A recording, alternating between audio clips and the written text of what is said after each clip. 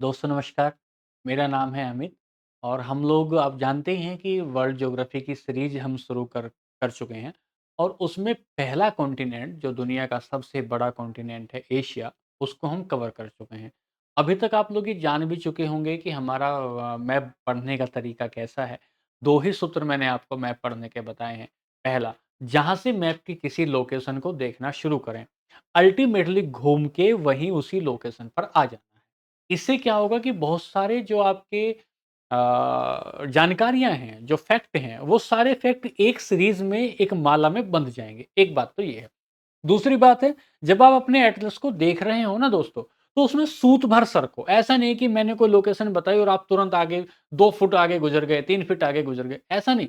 सूत भर सरकना है, धीरे-धीरे आपको चलना है और चलने के बाद आप देखेंगे कि पूरी की पूरी जो आपकी मैप की सीरीज़ है, वो कैसे आपके लिए अमूल मक्खन बन जाएगी। वो कुछ ही दिनों की बात है, 1 हफ्ते में, 10 दिन में, आप पूरे मैप को देख चुके होंगे, पूरे मैप को कवर कर चुके हैं। तो आइए ज़्यादा समय ना लेते हुए मैं आपको एक बात समझाना चाहता हूँ। देखिए, ध्यान से समझिए। जब मैंने आपको मैप पढ़ाना शुरू किया तो मैंने आपको एक चीज़ बताई। मैं आपको दिखाना चाह रहा था ये दिखाना चाह रहा था कि भाई ये जो हमारा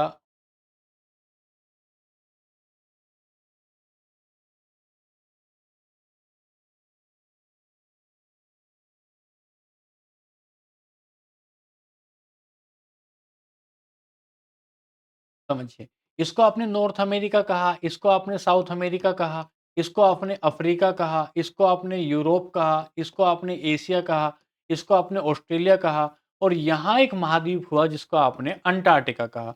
इन सारे महाद्वीपों में आप एशिया को देख चुके हैं और एशिया को देखने के बाद आप पहुँचे कहाँ? आप पहुँचे ईस्ट अफ्रीका पर। तो आज की क्लास में हम इस अफ्रीका को देखना चाह रहे हैं। तो एक बार ज़रा ध्यान से समझिए तो। देखो, अगर इस अफ्रीका का पूरा चक्कर लगाएँगे ऐसे, मैं इसको थोड़ा साफ बनाता हूँ, देखिए,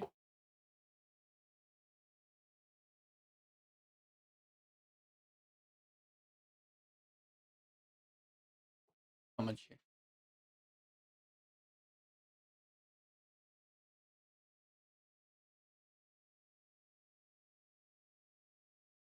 ऐसे करके आप इसका पूरा चक्कर जब बना रहे होंगे, तो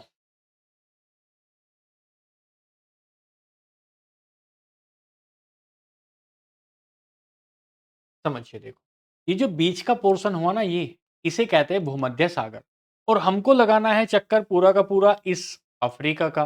तो इसको ऐसे समझना है आपको कि भूमध्य सागर में ये क्षेत्र है आपका स्पेन का और यहाँ से आप इधर सागर है ये अटलांटिक महासागर। इस अटलांटिक महासागर से जब आपको घुसना हो भूमध्य सागर में, तो एक जलसंधि मिलेगी जिसका नाम है इस जलसंधि का नाम है जिब्राल्टर जलसंधि। जिब्राल्टर जलसंधि। जिब्राल्टर जलसंधि से वाटर स्टेट से आप पार करने के बाद पहुंच जाएँगे कहाँ? पहुंच जाएँगे आप इसमें भूमध्य सागर में और भूमध्य सागर से जब आप यहाँ आएँगे, यहाँ आपको एक प्रायद्वीप मिलेगा जिसका नाम होगा सिनाई पेनिनसुला। सिनाई पेनिनसुला से पार करने के बाद आप आएँगे रेड सी में। एक बार आप यहाँ देखिए तो, आप थोड़ा यहाँ समझेंगे, अगर आपको तकलीफ हो रही है। ये देखिए, मैं आपको ये बताना चाह रहा हूँ। देखिए, ये अटलांटिक ओशन है, ये अटलांटिक ओशन है और इस अटलांटिक ओशन से आपको स्ट्रेट ऑफ जिब्राल्टर जिब्राल्टर जलसंधि से ये स्पेन है और ये नीचे हो गया आपका मोरक्को। इससे पार करते हुए आप कहाँ पहुँचे? पार करके आप पहुँचे भूमध्य सागर में। ये भूमध्य सागर में है। जैसे भूमध्य सागर से निकल के आपको जाना होगा लाल सागर में, तो ये सिनाई प्रायद्वीप है और इस सिनाई प्रायद्वीप से एक आपकी जो है नदी नहर बनाई जाएगी जिसका नाम होगा स्वेज कैनाल और स्वेज कैनाल को पार करके आप चले जाएँगे रेड सी में। तो इधर जब भूमध्य सागर को और अटलांटिक महासागर को जोड़ने की बात आई, तो वो बात आई जिब्राल्टर स्ट्रेट की और जब भूमध्य सागर को लाल सागर से जोड़ने की बात आई, तो वो जलसंधि आई आपकी एक तरीके से हमने कहा कि वह आ गया स्वेज कैनाल। स्वेज कैनाल से आप नीचे बढ़े, लाल सागर से नीचे बढ़े और आपको अदन की खाड़ी में आना है। अदन की खाड़ी से निकलकर आप इंडियन ओशन में जाना चाहते हैं, तो आपको यहाँ एक जलसंधि है जिसका नाम है बाबल मंदेब। पहली क्लास में भी आप, अफ्रीका की क्लास में भी, एशिया की क्लास में भी देख चुके हैं। और बाबल मंदेब से होते हुए आप कहां चले गए? गल्फ ऑफ अदन में चले गए। अब आप आए हैं इंडियन ओशन में। जब आप इंडियन ओशन में आ गए हैं तो जरा इसको समझिए। देखिए, देखिए, यहां आ गए आप इंडियन ओशन में। यहां से आपने एंट्री की, आप देख पा रहे होंगे। थोड़ा मैं आपको पहले चारों तरफ का व्यू दिखा रहा हूं आपके अफ्रीका का। ये स्ट्रेट ऑफ जिब्राल्टर से होते हुए आप मेडिटेरियन सी में गए। मेडिटेरियन सी में जाने के बाद आप यहां से पार किया आपने स्वेज कैनाल से और चले गए रेड सी में। रेड सी में बाबल मंदेब से पार किया और चले गए अदन की खाड़ी में। अदन की खाड़ी से होते हुए आप इंडियन ओशन आ गए। ये इंडियन ओशन आया। इंडियन ओशन से जैसे ही आए तो आपको एक महाद्वीप, एक द्वीप मिला। द्वीप का मतलब होता है पृथ्वी का एक ऐसा भूखंड जो चारों ओर से पानी से घिरा हुआ होगा, उसे आइलैंड कहेंगे। ये जो आइलैंड मिला ना, इस आइलैंड के नीचे आप यहां गए और आइलैंड के भीतर से होते हुए मोजाम्बिक चैनल है, ये मोजाम्बिक चैनल है। मोजाम्बिक चैनल से होते हुए आप चले गए अफ्रीका के दक्षिण में। और जैसे ही दक्षिण में गए तो कैप ऑफ अगुलास, केप का मतलब समझिए, केप। केप किसी भी पेनिनसुला का ऐसा पॉइंट होता है। पेनिनसुला का मतलब होता है तीन ओर से घिरा हुआ कोई भी पृथ्वी का भूखंड। और केप होता है उसका सबसे नुकीला भाग। अगर आप इसको, इस हाथ को माने, ये हाथ देखिए, ये हाथ को आप कह रहे हैं कि ये प्रायद्वीप है, तो इस उंगली का सबसे ऊपर वाला जो पॉइंट होगा ना, जैसे इस पेन का ऊपर वाला जो पॉइंट होगा उसे केप कहेंगे। तो केप ऑफ अगुलास से होते हुए ये केप ऑफ गुड होप को पार करते हुए और आप यहां पहुंचे कहा? गिनिया, गिनिया की खाड़ी में। जब आप गुनिया की खाड़ी में पहुंचे, ये इक्वेटर रेखा है और इसको पार करते हुए वापस आप होते होते यहां से और वापस पहुंच गए हैं कनारी आइलैंड। और कनारी आइलैंड को पार करते हुए आप आ गए state of Gibraltar. State of Gibraltar. तीन बातें ध्यान रखें पहले। पहला क्या? Atlantic ocean. समझ रिवाइज करिए, फिर मैं आपको कुछ बातें बताऊं। जैसे आप अटलांटिक ओशन से, ये अटलांटिक ओशन है, अटलांटिक ओशन से जिब्राल्टर की जलसंधि से मेडिटेरियन सी में गए, स्वेज नहर को पार करते हुए रेड सी में गए, बाबल मंदेब को पार करके अदन की खाड़ी में गए, इंडियन ओशन में पहुंच गए। इंडियन ओशन में पार करने के बाद मेडागास्कर और ये इधर मोजाम्बिक है, मेडागास्कर और मोजाम्बिक को पार करके मोजाम्बिक चैनल से होते हुए साउथ अफ्रीका के सदर्न पॉइंट पर चले गए। सदर्न पॉइंट पर आपको केप अगुलास और गुड होप मिले। ये दोनों जगह है, ये वो जगह हैं जहां पर जहाज, जब यूरोप से जहाज आते हैं और जहाज आने के बाद यहां उनको भारत पहुंचना होगा, भारत से उनको सामान लेना है, सामान लेके सामान को ला देंगे और फिर व्यापार समुद्र के माध्यम से फिर कहा जाएगा? यूरोप जाएगा। तो ये Cape of Good Hope, Cape of Agulhas वो जगह है जहां ये रुकते हैं, जहाज आराम करते हैं। यहाँ रेस्टोरेंट है, खाने बजाने, गिटार चलाने के कुछ तरीके हैं। यहाँ लोग आराम करने के बाद, रेस्ट करने के बाद अपनी फ्यूलिंग कराते हैं जहाज में, अपना तेल भरवाते हैं, गैस भरवाते हैं और वापस चलने लगते हैं। यहाँ से होते हुए आप कहाँ पहुंचे? गिनिया की खाड़ी में पहुंचे। और गिनिया की खाड़ी से होते हुए एक जगह है केप वर्दे आइलैंड। केप वर्दे आइलैंड के ऊपर जाएंगे तो कनारी आइलैंड है, इसी के ऊपर एक जलधारा आपकी नाम पड़ा है। और वापस आ गए हैं स्टेट ऑफ जिब्राल्टर में। वापस आ गए स्टेट ऑफ जिब्राल्टर में।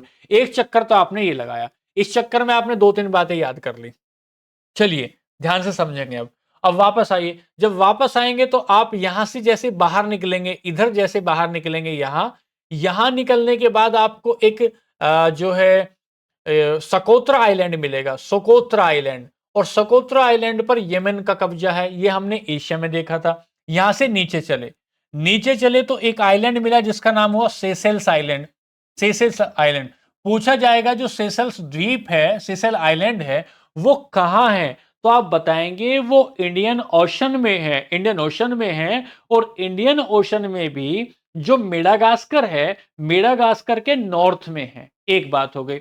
सेशल्स से नीचे आए, जैसे नीचे आ रहे होंगे तो आपको एक और आइलैंड मिलेगा जिसका नाम है कोमरोस आइलैंड। कोमरोस आइलैंड। और जब आप कोमरोस आइलैंड की बात करेंगे तो ये भी इंडियन ओशन में ही एक आइलैंड है। इससे आगे आएंगे, इससे आगे आएंगे तो आपको एक और बड़ा आइलैंड मिलेगा जिसका नाम है मेडागास्कर आइलैंड। मेडागास्कर आइलैंड से आप आगे चले, आगे चलने के बाद आप आए, ये अटलांटिक ओशन का हिस्सा है, ये इंडियन ओशन का हिस्सा है। और अटलांटिक ओशन में जाने के बाद यहां पहुंचेंगे यहां पहुंचेंगे और पहुंचने के बाद आपको एक आइलैंड मिलेगा केप वर्दे, कछुओं के लिए जाना जाता है, अभी आगे पढ़ेंगे। केप वर्दे के ऊपर पहुंचेंगे कनारी आइलैंड, और कनारी आइलैंड के ऊपर पहुंचेंगे मेडीरा आइलैंड।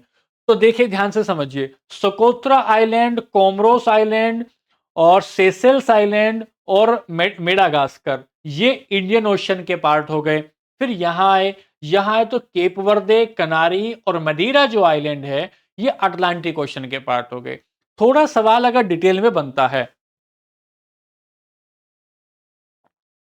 अगर डिटेल में सवाल बनता है तो सवाल पूछा जाएगा, इस सकोत्रा, सेसेल्स, कोमरोस और मेडागास्कर को नॉर्थ से साउथ में लगाइए।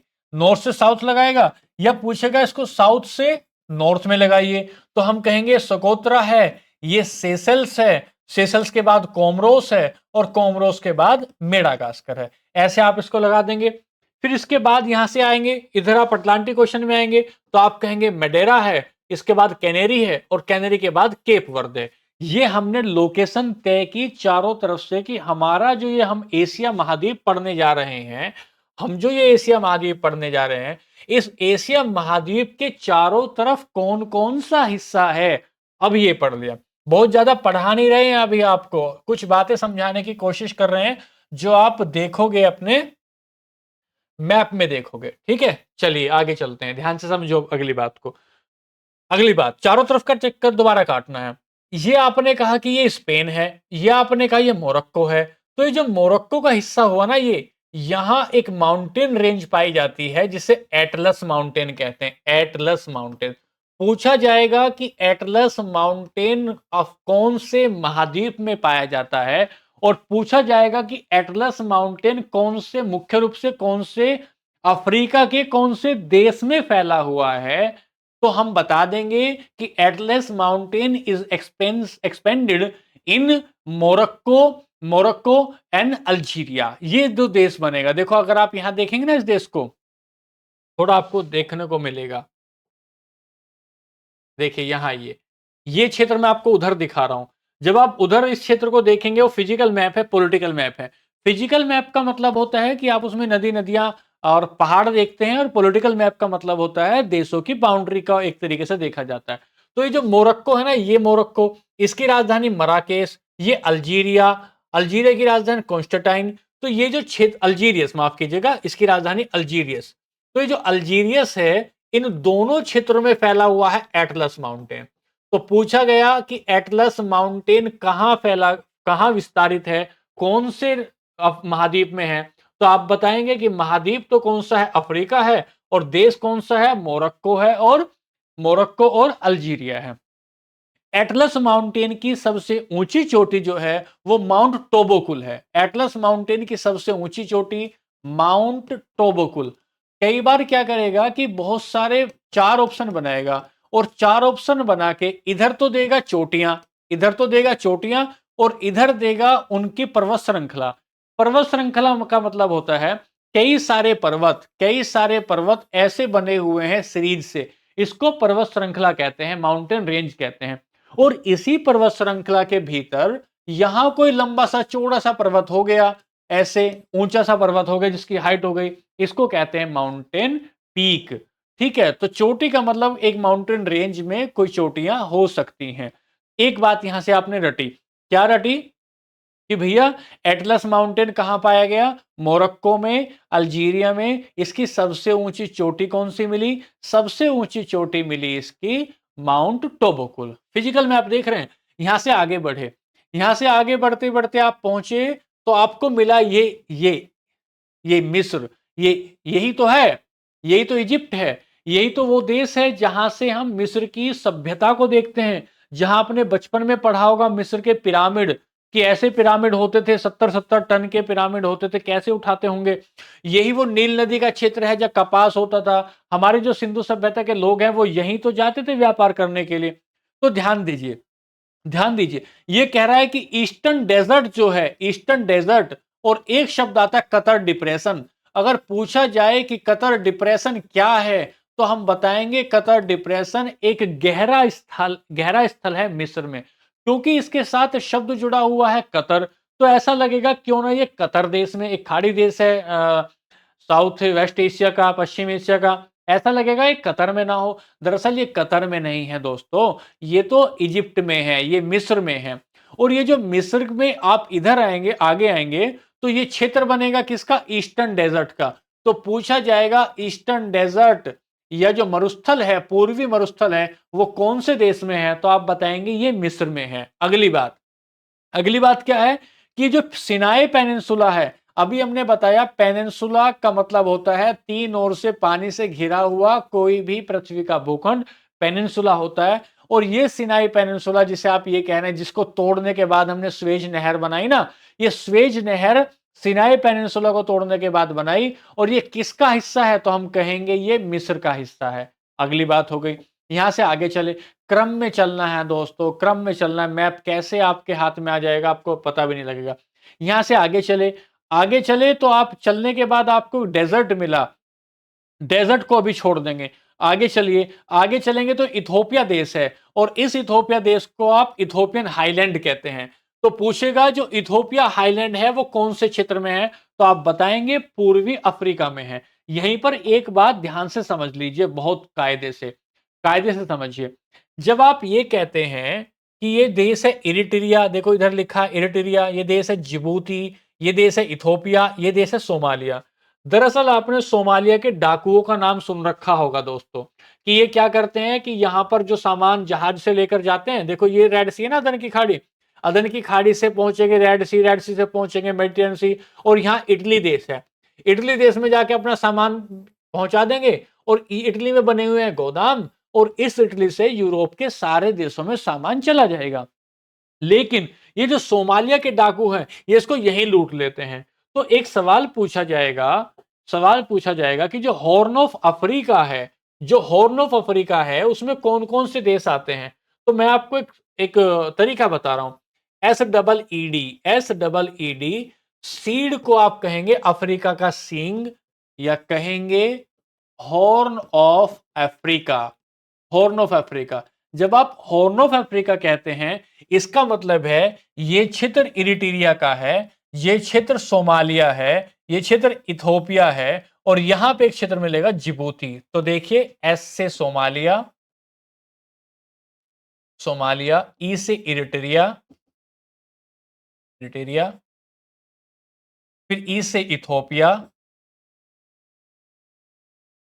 फिर इसके बाद जिबूती। दरअसल जी जो डी होगा ना इसमें दोस्तों, ये डी साइलेंट रहता है, तो डी जिबूती नहीं बोलता, डी तो रहेगा चुप, जिबूती बोलेगा। तो आप पूछेंगे हॉर्न ऑफ अफ्रीका में कितने देश आते हैं, तो हम कहेंगे 4 देश आते हैं, और उन 4 देशों में सोमालिया, एरिट्रिया, इथोपिया और जिबूती है। यहां से आगे बढ़िए ध्यान से समझकर। जैसे आप ये हॉर्न ऑफ अफ्रीका हुआ, सींग जैसा लग रहा है ना, इसलिए इसको हॉर्न ऑफ अफ्रीका कह रहे हैं। देखिए ना, ये सींग जैसा लग रहा है। जैसे आप हॉर्न ऑफ अफ्रीका से आगे बढ़े, हॉर्न ऑफ अफ्रीका के आगे बढ़ेंगे, तो यहां आप जैसे आगे आ रहे होंगे तो आपको माउंट केनिया मिलेगा, माउंट केनिया। और माउंट केनिया के नीचे आएंगे किलिमंजारो, जो अफ्रीका की सबसे ऊंची चोटी बन रही होगी किलिमंजारो। किलिमंजारो से आगे जैसे आप चल रहे होंगे, अभी हम चोटियां देख रहे हैं, केवल माउंटेन देख रहे हैं, फिर रिवर देखेंगे, फिर लेक देखेंगे, एक एक क्रम में देखेंगे। जैसे ये आपको यहाँ एक इक्वेटर मिलेगी। इक्वेटर का मतलब है पृथ्वी को दो भागों में बांटने वाली। अगर ये पृथ्वी है, इस पृथ्वी को दो भागों में बांटने वाली एक रेखा, इक्वल इक्वल भागों में बांटने वाली एक रेखा को इक्वेटर कहते हैं। तो ये जो इक्वेटर है, इस इक्वेटर पर माउंट केनिया इस पर अवस्थित है। जबकि जो किलिमंजारो है वो पूरे इक्वेटर पर नहीं आती, वो इक्वेटर से थोड़ा सा दक्षिण में आ जाती है। 5,895 मीटर इसकी चोटी है। जब आप किलिमंजारो देख रहे हो, तो यहीं पर पेम्बा और जंजीबार आइलैंड देखें, पेम्बा और जंजीबार आइलैंड देखें। पेम्बा और जंजीबार आइलैंड अफ्रीका में लौंग के उत्पादन के लिए जाने जाते हैं। यहां से आगे पहुंचेंगे। जब आप यहां पहुंचे तो यहां मिली आपको ड्रैकनबर्ग माउंटेन सीरीज कहेंगे, या माउंटेन पर्वत श्रृंखला कहेंगे। अब देखो ध्यान से एक बात गौर करना, जब आप यहां जा रहे हैं तो ये एटलस माउंटेन रेंज है, और इसको आप बांटेंगे अफ्रीका। अफ्रीका का ये हिस्सा हुआ नॉर्थ हिस्सा, ये है साउथ, ये ईस्ट, और ये वेस्ट। तो नॉर्थ साउथ ईस्ट में देखेंगे ना, तो ये तो आपका नॉर्थ वेस्ट में पड़ा, एटलस माउंटेन अफ्रीका के नॉर्थ वेस्ट में पड़ी।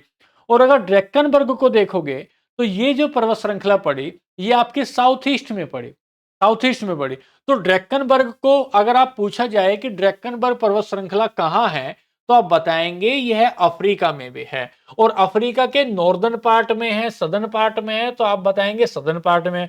फिर पूछा जाए सदर्न पार्ट के भी किस हिस्से में है, तो सदर्न ईस्ट पार्ट में, साउथ ईस्ट पार्ट में ये आ जाती है।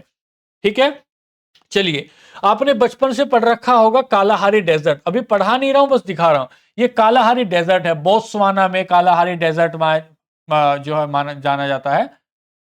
ठीक है, यहां से आगे चलिए, आगे चले, यहां से आगे चलेंगे, ड्रैकनबर्ग पर्वत श्रृंखला से आगे आए तो नामीब डेसर्ट से होते हुए, बाय प्लेटू से होते हुए, और आप आ जाएंगे कैमरून माउंटेन। और जो कैमरून देश में है, कैमरून माउंटेन के ऊपर ही अदमावा माउंटेन है। अगर आप देखेंगे अपने मैप में अदमावा माउंटेन, तो पूछा जाएगा ये अदमावा माउंटेन कहां है, तो जो कैमरून है देश, इस कैमरून देश की उत्तरी श्रृंखला में, उत्तरी हिस्से में आपको मिल जाता है कौन सा, अदमावा माउंटेन। अदमावा माउंटेन को देखने के बाद आप इस गिनी की खाड़ी से होते हुए वापस पहुंचे, और वापस पहुंच गए आप कहां, एटलस माउंटेन में। एटलस माउंटेन में कुछ समझ रहे हैं आप, मैं आपको क्या समझाना चाहता हूं? मैं आपको ये समझाना चाहता हूं कि जब आप जहां से शुरू कर रहे हैं वहीं आपको खत्म करना है, और बहुत मोटी मोटी चीजें बता रहा हूं मैं अभी आपको, बहुत डिटेल में नहीं समझा रहा हूं। तो हमने सबसे पहले देखा दोस्तों कि हम पहले यहां से घुसते हुए हमने सारे समुद्र देखे, जो जो आपको वाटर चैनल मिल रहा था वो वाटर चैनल देख लिया। उसके बाद आपने कहा एटलस माउंटेन, एटलस के बाद हमने ईस्टर्न डेजर्ट, ईस्टर्न डेजर्ट के बाद हम ये सोमालिया पेनिनसुला, सोमालिया पेनिनसुला में हमने देखा कि इसको हॉर्न ऑफ अफ्रीका किसे कहते हैं। इसके बाद आगे बढ़े तो माउंट केनिया देखा, माउंट केनिया के बाद किलिमंजारो देखा, किलिमंजारो से आगे बढ़े तो आपने देखा ड्रैकनबर्ग है, ड्रैकनबर्ग से ऊपर गए तो आपको ये नामीब डेजर्ट है, नामीब डेजर्ट से बाई प्लेटू मिल गया, उसके बाद अदमावा माउंटेन मिल गया, और अदमावा माउंटेन से आप नजदीक में ही जा रहे, देखा आपने कि जहां अदमावा माउंटेन है उसके ऊपर जोस प्लेटू है, जोस प्लेटू, और जोस प्लेटू से होते हुए आप कहां पहुंच गए, आप एटलस माउंटेन। अभी हम भीतर नहीं घुस रहे हैं अपने अफ्रीका के, अभी तो हम बाहर से ही देख रहे हैं चश्मा लगा के कि कहां आपको क्या क्या दिखाई देता है, कहां आपको क्या क्या दिखाई देता है। क्या आप समझे इस बात को? अब देखिए ध्यान से, देखिए ये जो हिस्सा होता है ना दोस्तों, ये पूरा हिस्सा है, लगभग 11 देशों से गुजरा हुआ ये क्षेत्र है, ये क्षेत्र है। एक बार और समझिए, देखिए ध्यान से समझिए, अफ्रीका केवल एकमात्र ऐसा महाद्वीप है जहां पर तीनों रेखाएं अफ्रीका महाद्वीप से होकर गुजरती है। कौन कौन सी? पहला, tropic of cancer, tropic of cancer, इसको कहते हैं कर्क रेखा, कर्क रेखा। अभी बताएंगे, इसको समझाएंगे। एक रेखा, दूसरी tropic of capricorn, tropic of capricorn, इसको कहेंगे मकर रेखा, और तीसरी इक्वेटर, जिसको कहते हैं विषुवत रेखा, विषुवत रेखा। तीनों की तीनों रेखाएं कहां से गुजर रही है? तीनों, एकमात्र ऐसा महाद्वीप है, एकमात्र ऐसा महाद्वीप है जिससे तीनों रेखाएं होकर गुजरती हैं। अब ध्यान से एक बात समझिए जरा,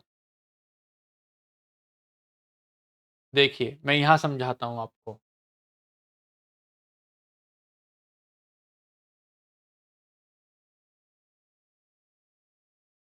रेखाओं के बारे में समझिए। इसको हमने माना अर्थ, इसको माना हमने पृथ्वी, ठीक है? कट रहा है क्या? थोड़ा इधर देख लीजिए। हमने कहा कि ये पृथ्वी है, ये अर्थ है, इस अर्थ पर इधर सन है, ये सन है, इस सनलाइट इस पे जा रही है इधर। आप देख रहे होंगे कि यहां अर्थ के और सन के बीच की दूरी सबसे कम है, और रेखाएं भी कैसे जा रही हैं? सीधे जा रही हैं। जहां जहां तक सन की लाइट सीधी पड़े उस क्षेत्र को हम इक्वेटर कहते हैं। इक्वेटर मतलब बराबर, पृथ्वी के दो बराबर बराबर हिस्सों में बांटने वाली रेखा को हम इक्वेटर कहते हैं। एक बात, दूसरी बात, यहां सूर्य की जो किरणें होती हैं वो सीधी पड़ती हैं। तीसरी बात, जब सूर्य की किरणें सीधी पड़ेंगी और सन के ये जो एरिया है एटमॉस्फेयर का और जो पृथ्वी है इसके बीच में दूरी कम होगी, तो सनलाइट बहुत तेजी से पहुंचेगी और टेम्परेचर हो जाएगा ज्यादा। टेम्परेचर ज्यादा होने की वजह से यहाँ आपको बारिश की मात्रा ज़्यादा मिलेगी, बारिश ज़्यादा होने वजह से डाइवर्सिटी बहुत ज़्यादा हो जाएगी, इसलिए ये जो क्षेत्र होगा, जो इक्वेटर का क्षेत्र होगा, ये बहुत ज़्यादा नमी वाला क्षेत्र होगा, बहुत ज़्यादा बारिश वाला क्षेत्र होगा। इसके ऊपर जाएँगे, तो इस रेखा को आपने क्या कहा? इसको आपने 0 डिग्री कहा और इसी 0 डिग्री को आप इक्वेटर कह रहे हैं। फिर इसके ऊपर गए तो एक रेखा मिलेगी 23.5 डिग्री नॉर्थ और एक रेखा मिलेगी, एक लाइन मिलेगी 23.5 डिग्री साउथ। 23.5 डिग्री जो नॉर्थ में जो रेखा होगी, उसे आप 0 डिग्री के 23.5 डिग्री जो नॉर्थ में रेखा होगी, उसे आप कहेंगे ट्रॉपिक ऑफ कैंसर, कर्क रेखा, और 23.5 डिग्री जो रेखा साउथ में होगी, उसे कहेंगे ट्रॉपिक ऑफ कैप्रिकॉर्न, मकर रेखा। तो हम ये बताना चाह रहे हैं आपको, हम आपको ये समझाना चाह रहे हैं कि ये पूरी अर्थ है, ये इक्वेटर है, ये ट्रॉपिक ऑफ कैप्रिकॉर्न है, कैंसर है और ये ट्रॉपिक ऑफ कैप्रिकॉर्न है। ये 0 डिग्री पर है, ये 23.5 डिग्री नॉर्थ है, ये 23.5 डिग्री साउथ है। तो अगर आप अफ्रीका की लोकेशन देखेंगे, तो अफ्रीका की लोकेशन कुछ ऐसी होती है। ऐसी होती है। तो यहां आप देख रहे हैं कि तीनों की तीनों रेखाएं देखो, आप इधर देखोगे ना, ट्रॉपिक ऑफ कैंसर यहां से गुजर रही है, इक्वेटर यहां से गुजर रही है, और ये इक्वेटर गुजर रही है, और उसके बाद ये ट्रॉपिक ऑफ कैप्रिकॉर्न गुजर रही है। तीनों की तीनों रेखाएं दोस्तों, तीनों की तीनों रेखाएं कहां से गुजर रही हैं? अफ्रीका से गुजरती हैं। तो आज हम अपनी क्लास में कुछ बेसिक बातें हमने समझी। उन बेसिक बातों में हमने क्या देखा? उन बेसिक बातों में हमने समझा कि अफ्रीका के चारों तरफ से हमने चक्कर लगाया कि कौन-कौन से वाटर स्टेट से हम गुजर रहे हैं। एक चक्कर तो हमने ये लगाया अफ्रीका से, ऐसे एक चक्कर। फिर दूसरा हमने देखा कि कौन-कौन से माउंटेन रेंज किनारे पर पड़ रहे हैं। ये माउंटेन रेंज देखा, दूसरा चक्कर। तीसरा हमने देखा कि कौन-कौन से आइलैंड चारों तरफ से आपको देखने को मिले, उनको नॉर्थ से साउथ में लगाया। और उसके बाद आपने देखा कि भैया जो ऐसे कुछ-कुछ रेखाएँ इस अफ्रीका को नॉर्थ और साउथ में काट काट रही हैं, इससे गुजर रही हैं, वो कौन-कौन से देश से गुजर रही हैं, वो हमारी कल की क्लास का टॉपिक होगा। आज हमने इस बात को समझने के बाद एक इंट्रो क्लास बनाई, एक इंट्रोडक्शन दिया कि आपको अफ्रीका के मैप को कैसे पढ़ना है, और कल की क्लास में हम ये देख रहे होंगे कि हम अब एंट्री करेंगे एक सीरीज वाइज अफ्रीका के भीतरी क्षेत्रों से। वहां जो नदी मिलेगी, नदी को देखते चलेंगे। जो पर्वत आपने देख ही लिए हैं, कुछ मोटे-मोटे पर्वत, जो कुछ छोटे पर्वत मिलेंगे उनको देखेंगे, कुछ लेक्स होगी उनको देखेंगे, और कल हम अफ्रीका के भीतरी क्षेत्रों से जनजातियों को देखते हुए एक अफ्रीका टूर को बनाएंगे। ठीक है, तो ये एक इंट्रोडक्टरी क्लास थी अफ्रीका को लेकर। कल हम इससे अगली क्लास में पर्वत, पहाड़ और नदियों को डिस्कस कर रहे होंगे। ठीक है दोस्तों, तो कोई भी आपका रुचि को लेकर कोई सवाल हो, किसी तरह का डाउट हो, तो प्लीज हमारे कमेंट बॉक्स में लिखें। और जो हमारा टारगेट आईक्यू का जो ग्रुप है, जो हमारी टीम है, वो कैसा काम कर रही है, उस बात को भी आप जरा बताएं। तो ठीक है दोस्तों, आज के लिए नमस्कार।